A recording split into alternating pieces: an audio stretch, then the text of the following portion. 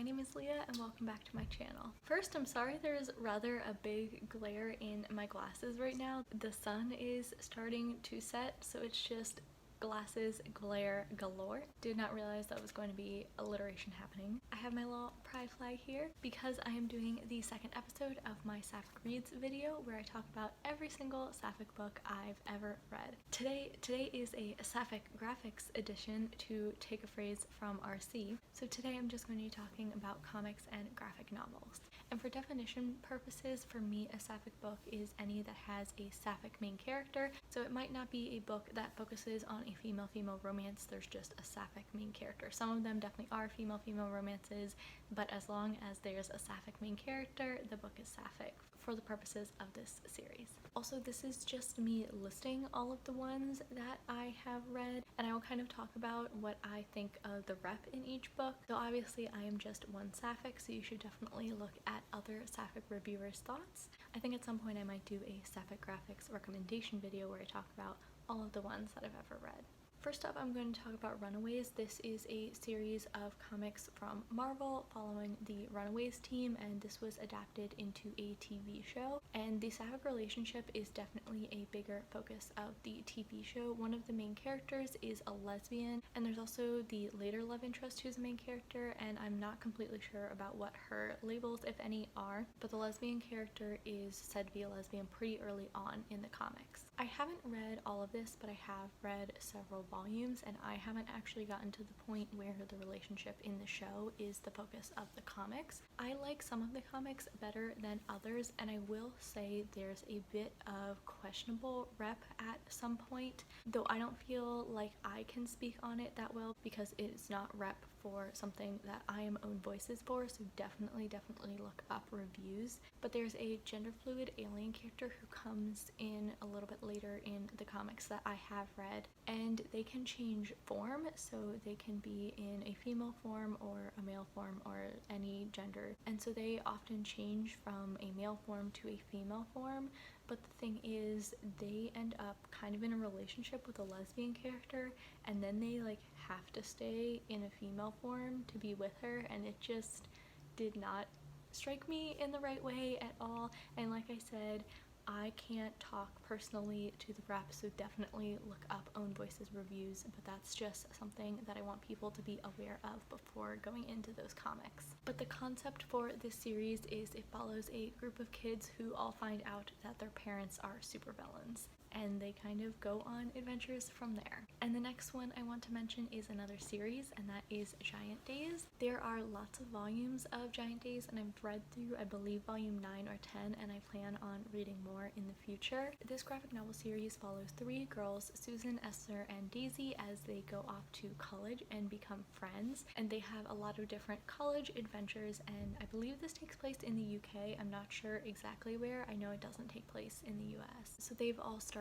at university together, and one of those three is Sapphic. I don't think she has explicitly stated a label in the books, but she is definitely Sapphic. However, I will say that doesn't come into play right away, but one of the three main characters is Sapphic, and later on in the comics there is a coming out storyline for her, and there is a female-female romance with her.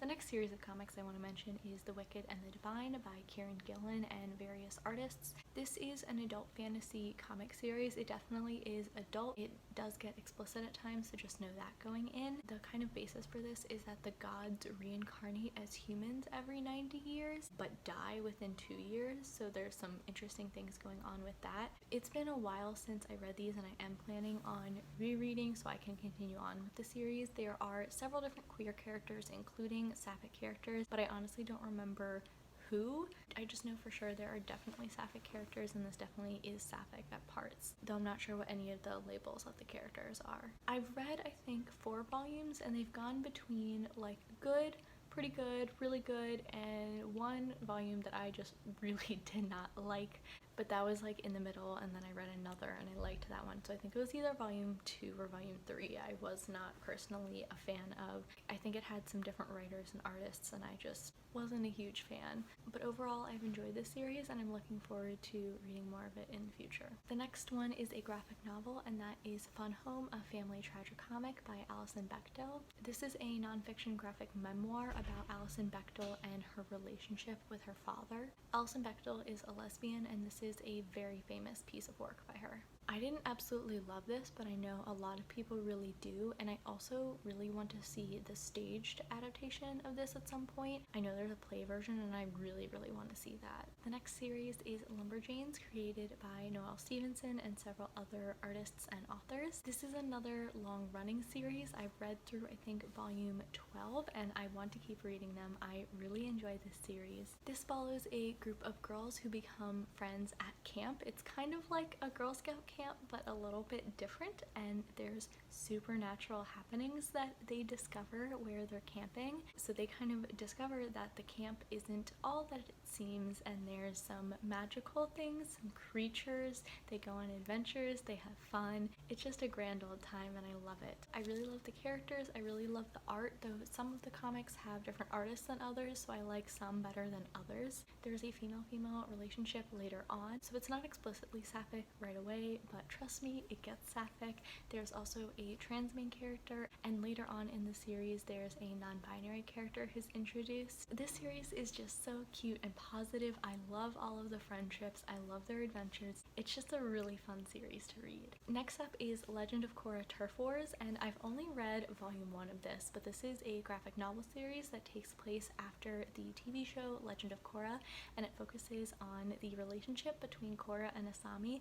I really need to read more, but I want to rewatch Legend of Korra first, and I haven't gotten around to that. So like I said, I've only read volume 1, but I did enjoy it, and I do plan on picking up volume 2 at some point. I also need to reread volume 1 before I read volume 2. The next one is Goldie Vance, and I've read volumes 1 and 2. I can't remember if there's a volume 3, so if there is a third volume, you'll probably see me talk about it in another Sapphic Reads video in the future. This is by Hope Larson and illustrated by Brittany Williams, and this is a sapphic detective graphic novel, which I love the concept of so much. Please let there be more sapphic detective stories in existence because I love it so much. This follows the character Marigold Goldie Vance, who is very curious and lives at a Florida resort that her dad manages, and she wants to be a private investigator detective. This is a cute and fun detective story. I will say the plot could be a little convenient at times, but it was super fun, and I think especially younger audiences would really enjoy this. Goldie is sapphic, but from what I remember, I don't think a label for her was used explicitly on page. The next book I'm going to mention is Spinning by Tilly Walden, and this is another graphic memoir. Also, this one definitely has some trigger warnings. I will put trigger warnings for all of these down in the description box below. This is about coming of age, coming out, and ice skating. I liked the art of this. I did want a little bit more from it, I think, but I did enjoy it.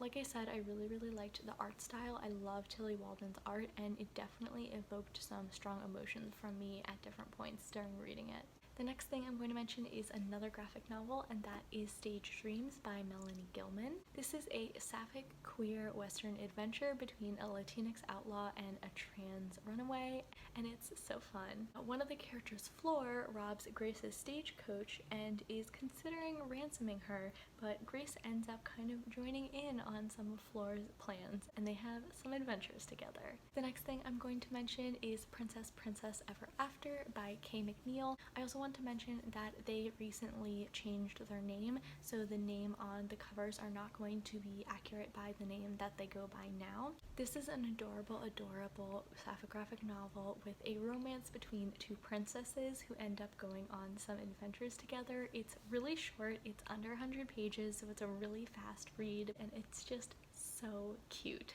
The art is absolutely adorable. I love all of Kay McNeil's works, and this is one of their earlier ones, so if you like the art here, just wait because their art gets even better. They're such a talented artist. This is just such a wholesome read, and like I said, it's super short, so it's great when you just need a quick, adorable read. The next book I'm going to mention is Laura Dean Keeps Breaking Up With Me by Mariko Tamaki, and this is definitely not as lighthearted. This follows the main character Freddie as she deals with the kind of toxic relationship that she has with her girlfriend who keeps breaking up with her. I think this book is very important because it is about an unhealthy sapphic relationship, and I think unhealthy relationships of all types are something that's really important to write about in literature. Freddie really likes her girlfriend Laura, but Laura can sometimes be thoughtless and inconsiderate, and they're also in kind of an on-again, off-again relationship. This definitely isn't something to read when you're looking for like really positive, happy vibes. For that, I'd say like Princess Ever After or some of the other ones I have mentioned, but it was such a good book and it deals with some really important and serious topics. The last book that I'm going to talk about for this video is another graphic memoir, and that is The Times I Knew I Was Gay by Eleanor Cruz. This is a graphic memoir about the author growing up and realizing she's gay, and this was so relatable. I actually read it as an ARC on NetGalley. I know it is out now, so I definitely want to pick up a finished copy at some point and see if there are any differences. Something I really liked about this is how it really emphasized that coming out both to yourself and to others is something that is a very complicated, convoluted, and non-linear process. So those are 12 Sapphic graphics that I have read. I can't wait to talk about more of the Sapphic books that I have read because you know me, I love my Saphics. If you have read any of these, let me know. If you are now interested in any of them, please let me know. Also, if you've gotten this far, let's say either leave me a little pride flag emoji or the little pink hearts. I can't wait to talk about more Sapphic books with y'all. Alright, thank y'all for watching, and I'll see you later. My Saphics read.